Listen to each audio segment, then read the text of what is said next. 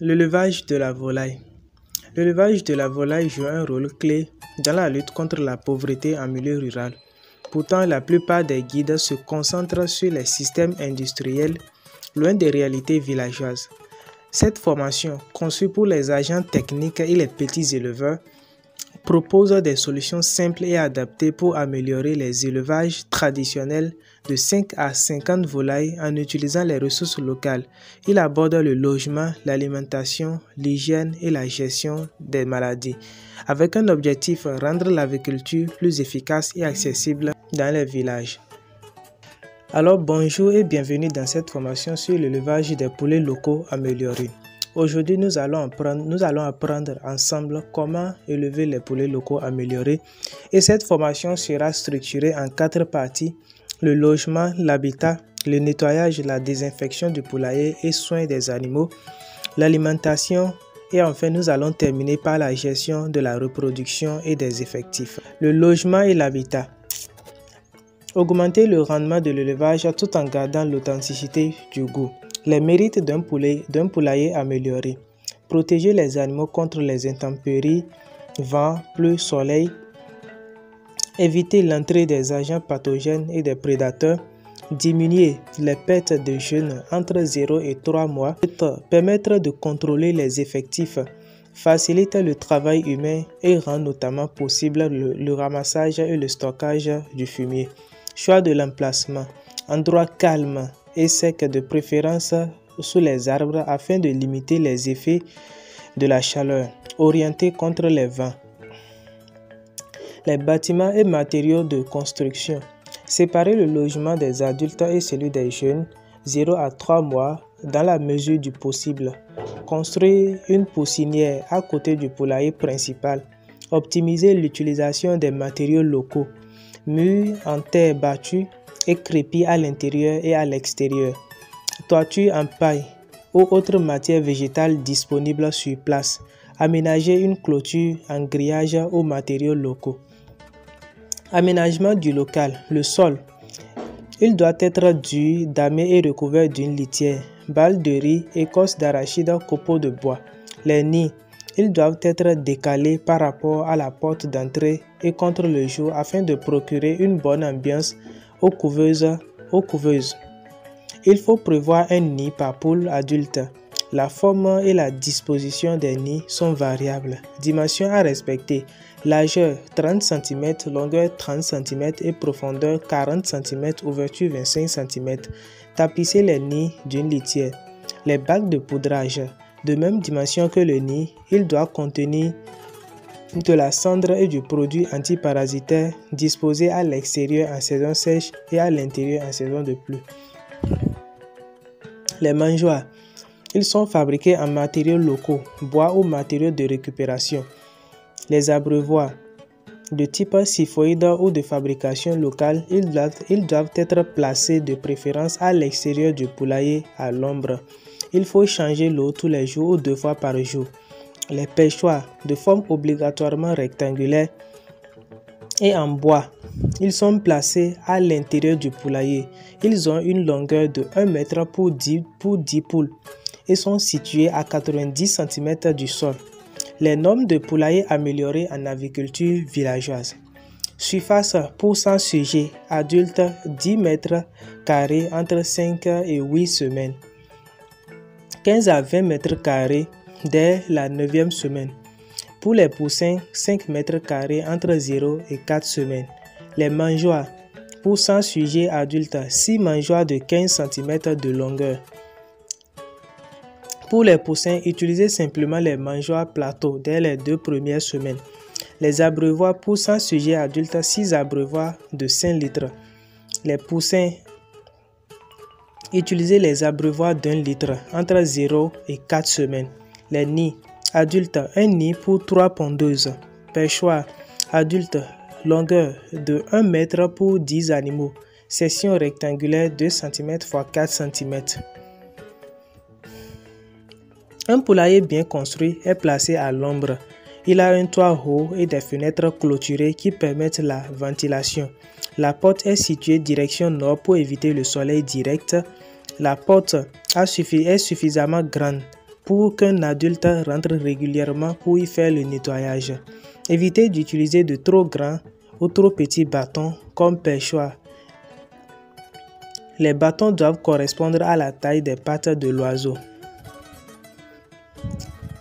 Le nettoyage et la désinfection du poulailler et soins des animaux. Diminuer la pression microbienne, surtout virale, et en cas de suspicion de passage viral. La désinfection. Elle a pour objectif de diminuer la pression microbienne et parasitaire. Pour le faire, il faut retirer la litière, faire sortir les abreuvoirs et mangeoires de même que les animaux. Fermer le poulailler 20 à 30 minutes en pulvérisation.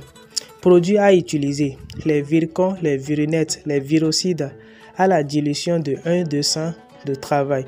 Produits à utiliser. Il y en a d'autres comme le crésil dilué à 4%. Il est utilisé pour nettoyer les murs, le sol, les nids, les perchoirs, les abreuvoirs et mangeoires. La désinsectisation. L'objectif de diminuer la pression des insectes pour puces et des tiques pour le confort et la santé des animaux. Pour ce faire, il faut utiliser le bac de poudrage, insecticide, acaricide ou bien le carbalap. Soins des animaux. Comment reconnaître une poule malade? Une poule malade présente les signes suivants. Fatigué et sans vie, œil et crête alourdis, est assis ou couché, boit et mange moins, arrête de pondre, pète de plumes ou bien les plumes sont ébouriffées, fiente humide avec du sang ou des vers, parfois la diarrhée, toux, éternuement et respiration bruyante.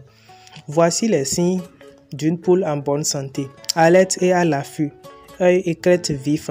Marche, court, se tient sur les pattes et se gratte continuellement. Boit et mange normalement, pond normalement, plume lisse et propre. Fiente molle et compacte, respire calmement.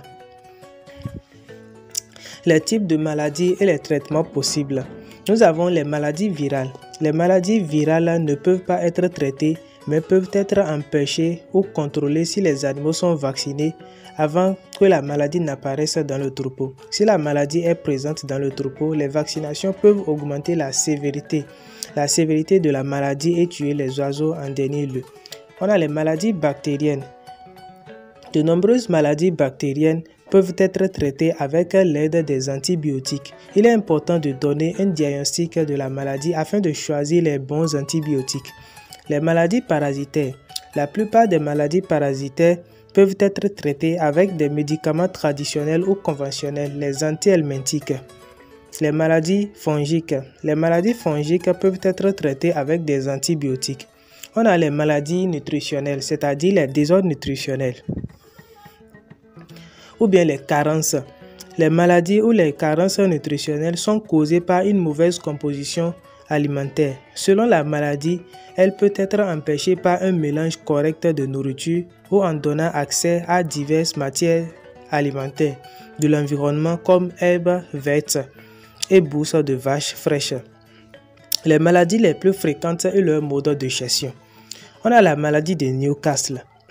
Chaque année, elle tue des volailles villageoises. Elle attaque beaucoup d'espèces, mais surtout les poules, pendant la saison des pluies, de froid et le vent. Comment reconnaître la maladie? Beaucoup de poules tombent malades et meurent presque toutes les 1 à 4 jours. Quand elles ont la maladie, les yeux sont humides, des gouttes aux narines et secouent la tête. Elles ne mangent pas, sont fatiguées et ont du mal à se tenir debout.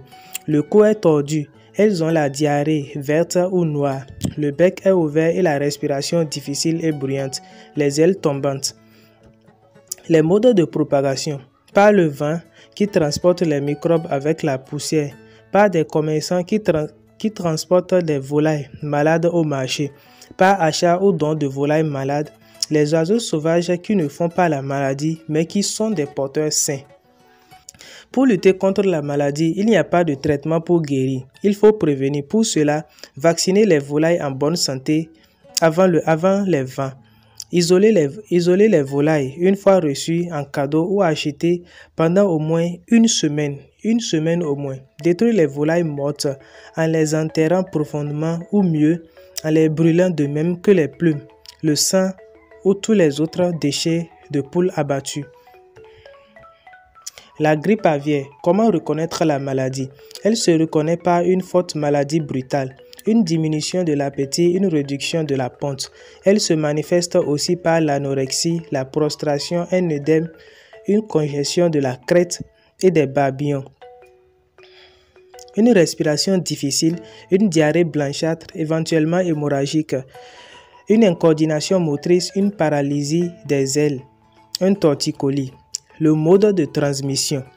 Pareil à la maladie de Newcastle, sauf qu'ici, les oiseaux sauvages sont les réservoirs ainsi que leur déjection, également par l'intermédiaire des matières d'objets contaminés comme la nourriture, l'eau et le matériel et les vêtements. La maladie peut contaminer l'homme. Aucun traitement animal ou humain pour guérir. La salmonellose ou bien les salmonelles. Elle attrape tous les oiseaux de la basse-cour. Chez les poussins, elle se manifeste par une mortalité en coquille, une prostration, une diarrhée jaune très collante, une mortalité importante. Chez les adultes, par une prostration, une diarrhée grisâtre, une crête cyanosée, une inappétence, une soif intense. On la traite en utilisant un complexe vitaminique de l'antibiotique et des sels minéraux. On peut aussi le prévenir par la vaccination et l'application des mesures sanitaires. La variole aviaire, elle se manifeste au niveau du bec, de la crête, des babillons et des yeux. Pour le traiter, utilisez de la pommade au beurre de karité ou autre en ramollissant les croûtes et administrer un antibiotique. On peut aussi prévenir par la vaccination. La maladie de Gumboro, elle se manifeste par le plumage boursouflé, la prostration, une diarrhée plus ou moins blanchâtre, une croissance retardée. Pour le traitement, utilisez de l'antibiotique et diurétique pour limiter les complications. Il existe une vaccination contre le Gumboro. Les parasites. Les maladies parasitaires ou les parasitoses. Les parasites internes, ce sont en général tous les vers que l'on trouve dans les intestins et qui font maigrir les volailles. Les volailles maigrissent et perdent leurs plumes. Cela dure longtemps et parfois elles meurent. On peut guérir les volailles trop maigres avec les comprimés. Le mieux est de prévenir en donnant des médicaments systématiquement en même temps que l'on fait la vaccination de la maladie de Newcastle. Les parasites externes. Ce sont les agaces, les poules, les puces, les gales, les tiques qui vivent sous les plumes et sur la peau des oiseaux dans les poulaillers. Que remarque-t-on? Les volailles se grattent et ont les plumes ébouriffées, maigrissent et s'affaiblissent lentement. Parfois des jeunes meurent. Que faut-il faire? Mélanger un médicament insecticide avec de la cendre, du sable ou de l'eau pour traiter les volailles, si possible les poulaillers. L'alimentation. Assurer une bonne croissance des animaux. Cela répond au principe de valoriser de façon optimale les ressources disponibles et compléter éventuellement à moindre coût. Il s'agit chez les poussins, d'équilibrer dans la mesure du possible les rations, rendre disponibles les aliments par broyage grossier. Si les céréales sont insuffisantes, utilisez en complément les tubercules, manioc, patates douces. Veillez à l'apport des protéines telles que les poudres de poisson ou termites ou vers de terre. Respectez le rythme de distribution, tôt le matin à l'ouverture des poulaillers, début d'après-midi et en fin d'après-midi à la fermeture des poulaillers. Voici les quantités approximatives que consomment les volailles. Les volailles d'une semaine consomment 10 à 15 grammes par sujet par jour. À partir de 2 semaines, 15 à 20 grammes. À partir de 3 semaines, 21 à 30 grammes par sujet par jour. À partir de la 4e semaine à la 6e semaine, voire 8e semaine, 30 à 40 grammes par sujet par jour. Et à 8e semaine déjà, toujours 30 à 40 grammes par sujet par jour. Et à partir de la 16e semaine et 27e semaine, les sujets consomment 30 à 50 grammes par sujet par jour. 28e semaine, la consommation peut aller au-delà de 30 grammes, mais généralement ne dépasse pas les 50 grammes. Voici un petit calcul simple. Pour 4 sujets, pour l'adulte, on fait fois 35 grammes, ce qui donne 140 grammes. Donc pour les 4 pour l'adulte. Et pour 15%, 15 fois 25 grammes par sujet par jour. Donc ce qui donne en général 550 grammes pour les 4 poules et les 15%. La gestion de la reproduction et des effectifs. L'objectif est de pérenniser l'élevage. Ratio par sexe. Un coq pour 10 poules reproductrices.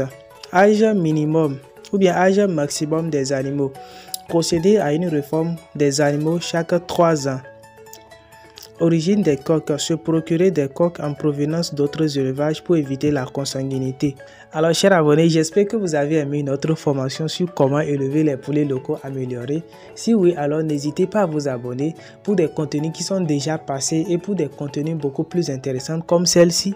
Et surtout, partagez à d'autres éleveurs, partagez à d'autres éleveurs pour qu'ils bénéficient de cette formation. On se dit à la prochaine.